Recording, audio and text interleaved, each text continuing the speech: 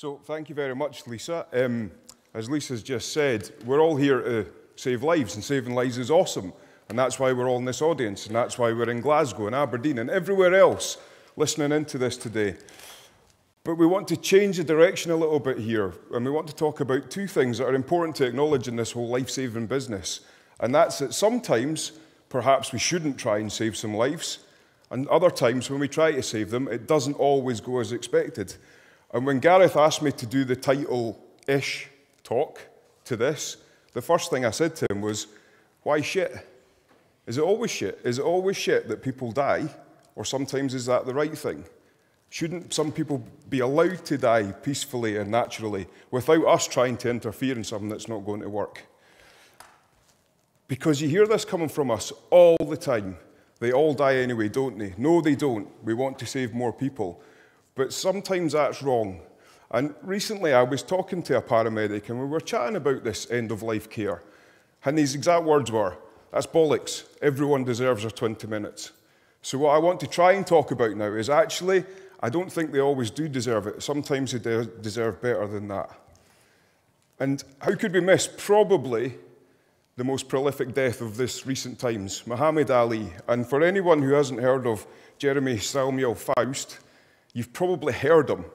He's an ED physician in New York, and he's also the Filmcast co-presenter, so you may have heard his voice. And he writes quite passionately about end-of-life caremaking within the emergency department. And one of the things in an article he wrote about Ali was this: when faced with a terminal illness, he died surrounded by family and not doctors. And I think this is the crux of what we're trying to say today. It's not about always resuscitating people. Because I don't think cardiac arrest and death are the same thing.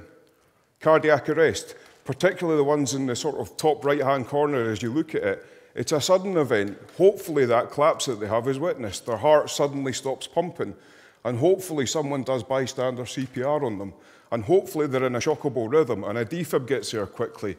And we should be resuscitating these people like absolute ninjas and saving their lives, like we're all here to do today. But the opposite quadrant of this is different. These people have died. They've got a degenerative, slow burning illness often, COPD at the end of its life stages, CCF.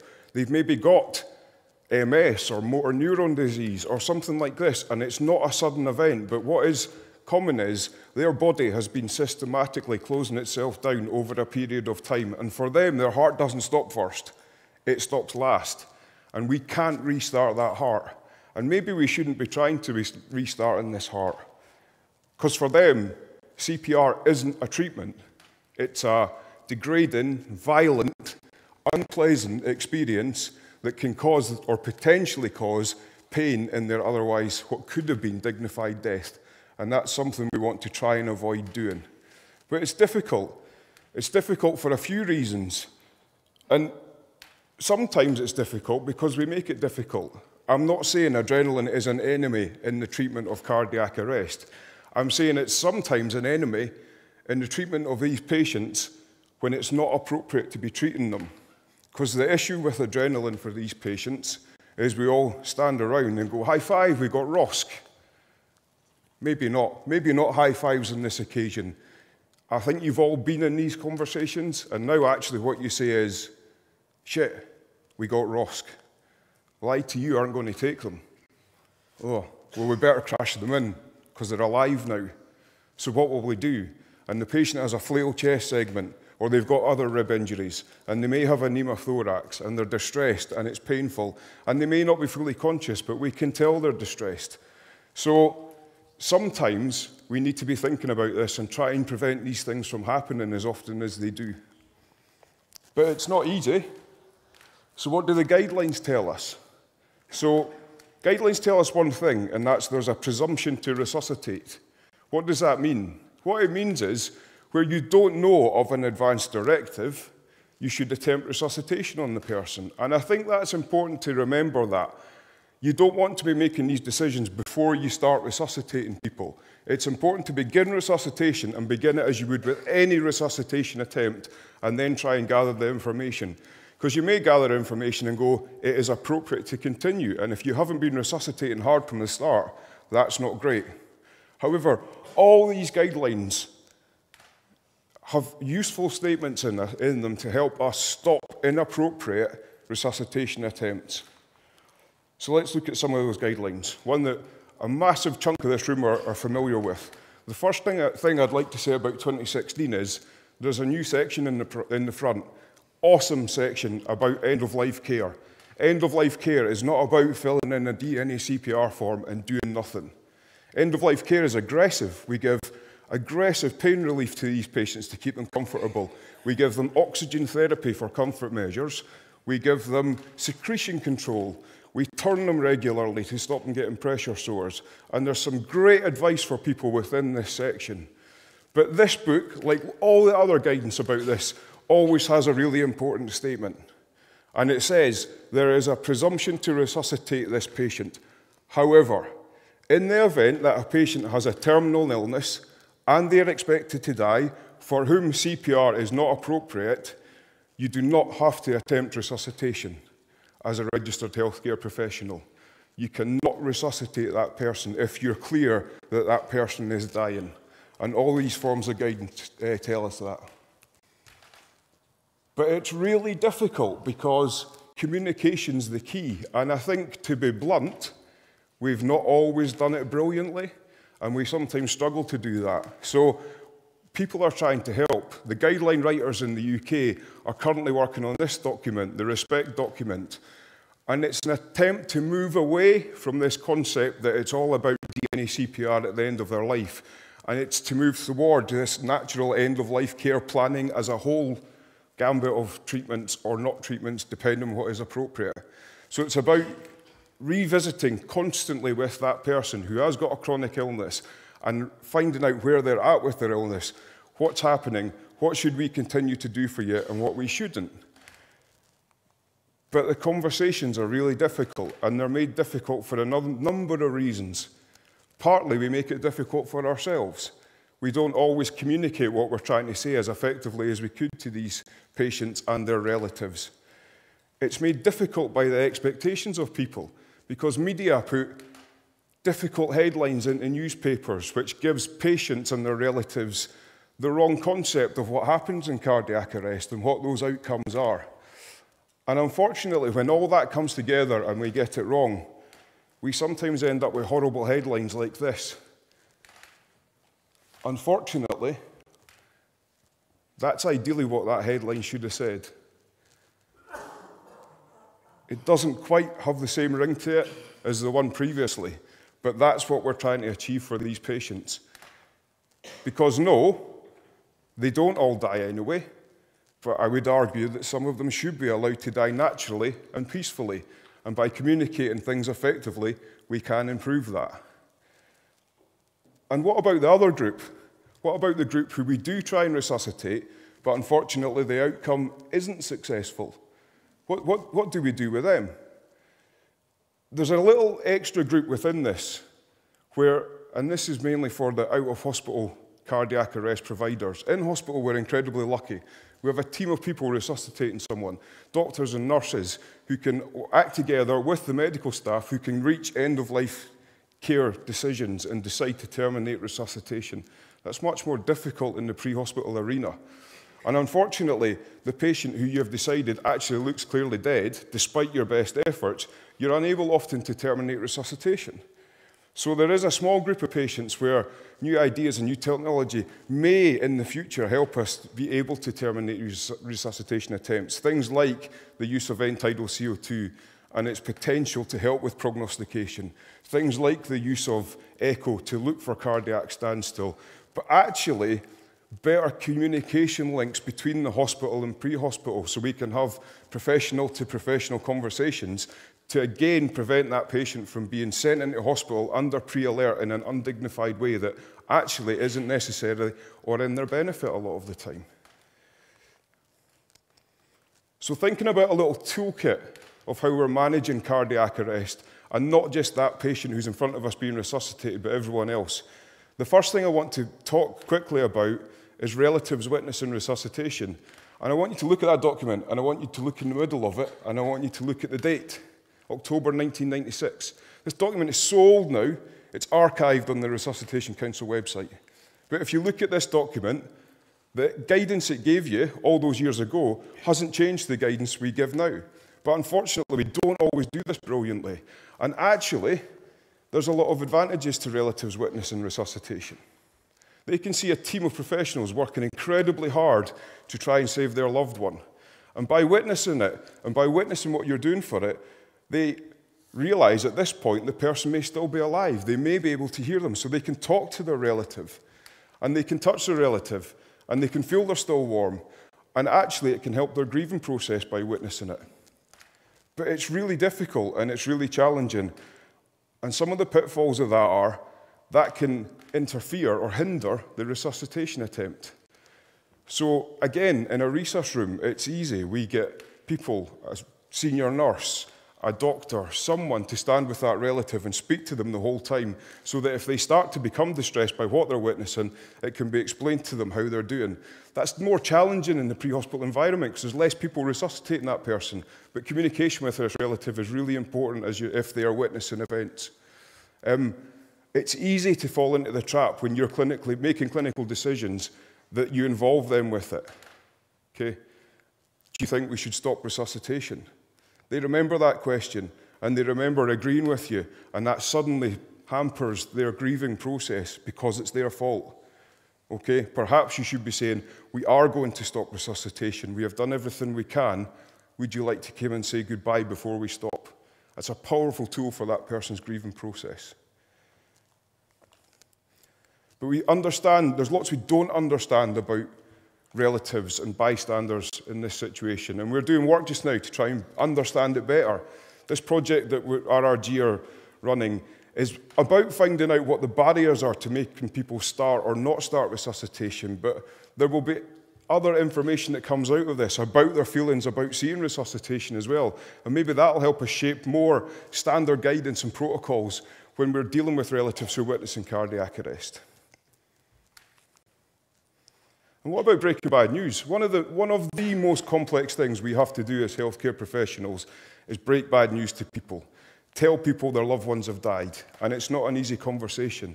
So there's a few simple rules to help you with that. Plan and prepare. Honest. Honest. Plan and prepare. What's the patient's name? Find it out before you go and speak to people. What's the relative you're going to speak to? Is it a relative? What's their name? You're probably feeling a bit like I'm feeling just now. You're a bit sweaty, you're a bit tachycardic, your shirt's kind of tucking itself out. Fix it. It doesn't look good. Tuck your shirt in, take a few deep breaths, calm down, okay? And if you can, get rid of the stuff that's going to interrupt stuff. Switch your mobile off, hand over your pager, hand your airwaves to your colleague, and then you go and find the relative. And when you find them, get down at their level, sit down next to them, ask them their name, tell them your name.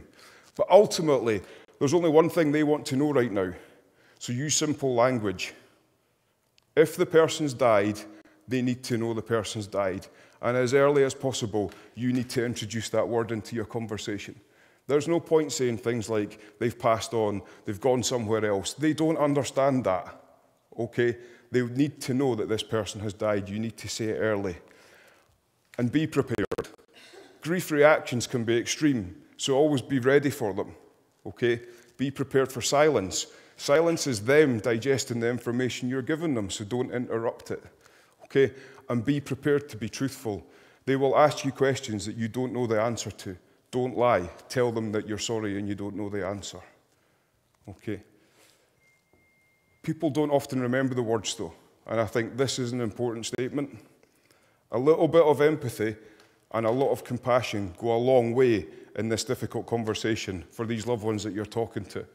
So try and bear this in mind when you're having these discussions. And lastly, what about the other people in the room? Ourselves? Our own well-being is really important. And some things we can do to help this well-being is to have a quick chat about it. What happened there? So what? What went well? What didn't go so well? And what now? Can we do anything about it the next time?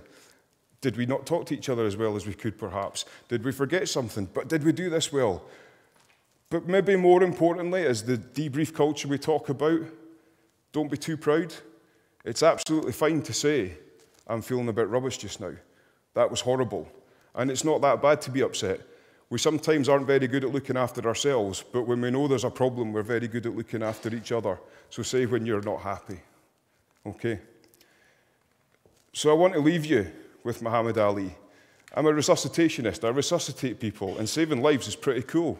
I've shaken hands with people. It's awesome. It makes you feel good. But I'm also a nurse. And as a nurse, for every person I've resuscitated, I've also nursed someone else in the closing hours of their illness and ultimate death. And there's something more satisfying about that peaceful, calm, pain-free death. So in the words of Muhammad Ali's daughter, he died surrounded by his family with no pain, peacefully. So no, in answer to the first question, I don't believe everyone deserves 20 minutes. I believe others deserve better than that. Thanks for listening.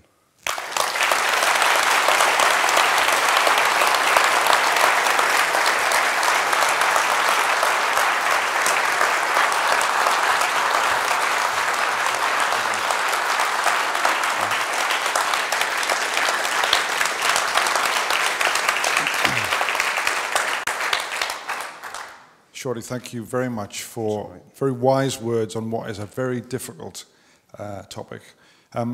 Ladies and gents, do we have any questions for Shorty from the audience? And on Twitter too, please give us a shout if there's something that you'd like to ask. Can we start here in the middle? Hi. Hello. Hi, I can't really see you very well.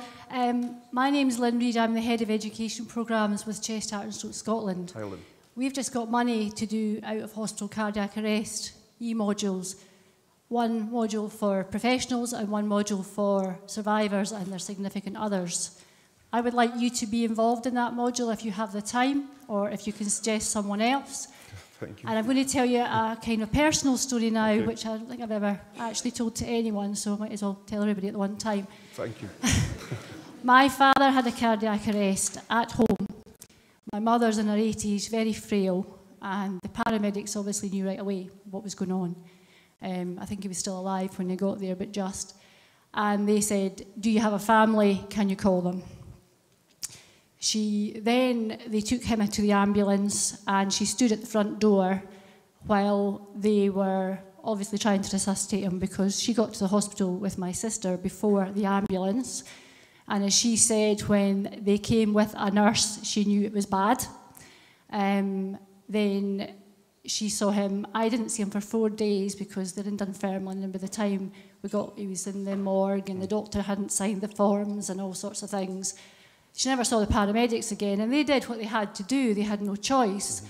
But my mother is a very down-to-earth woman. My little grand-niece was born that day, and she said, one out, one in. That's just what she's like. You know, she's a very country bumpkin, down-to-earth.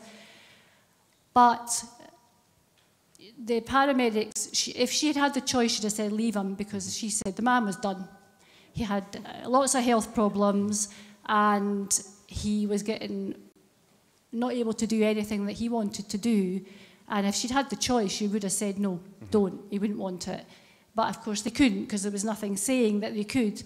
And I saw my dad 4 days later in the undertakers because of all the red tape and catches, things getting caught up.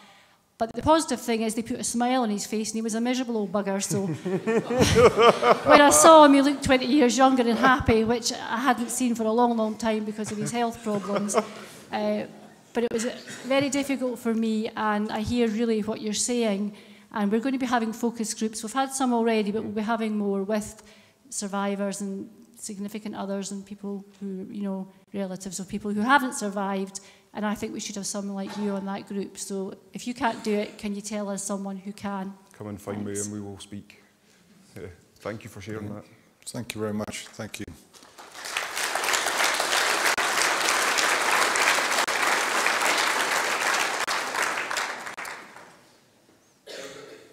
More questions for Shorty? Someone else in the middle there, thanks.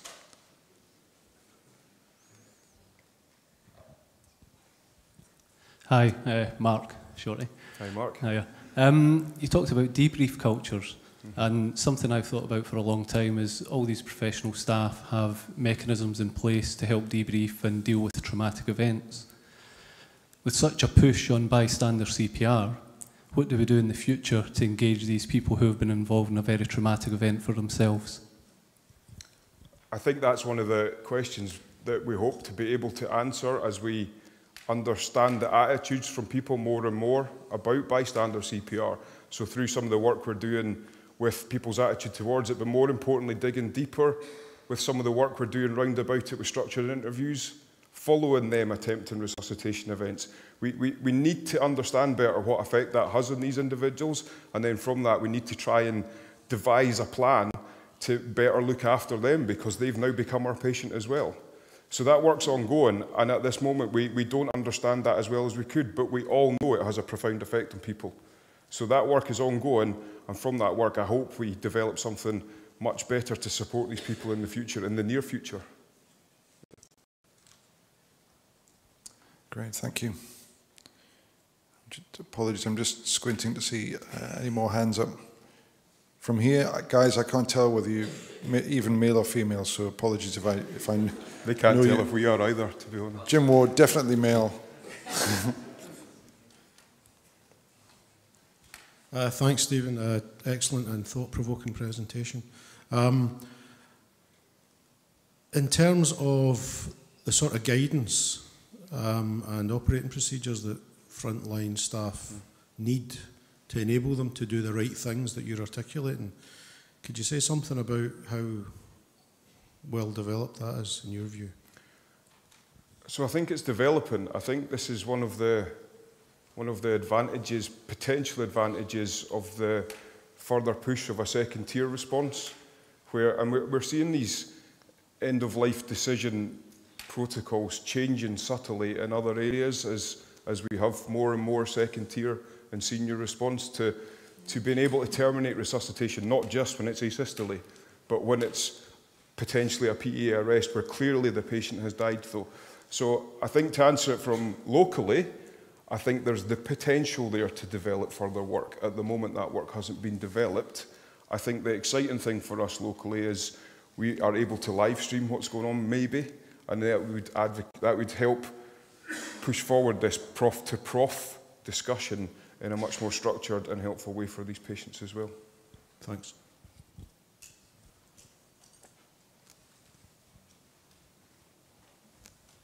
Great, thank you very much, Shorty. Well, I'm sure this won't be the last word on this subject, but it's certainly good to open up the conversation about end-of-life decisions, anticipatory care planning, and what to do and how to manage the situation when things don't go as planned. I think on a day like today, it's very easy to get swept away with the high fives and the survivor numbers and forget that actually for the majority of the resuscitations that we attempt, there are more difficult things to deal with at the end. Thanks very much indeed. Thank you very much.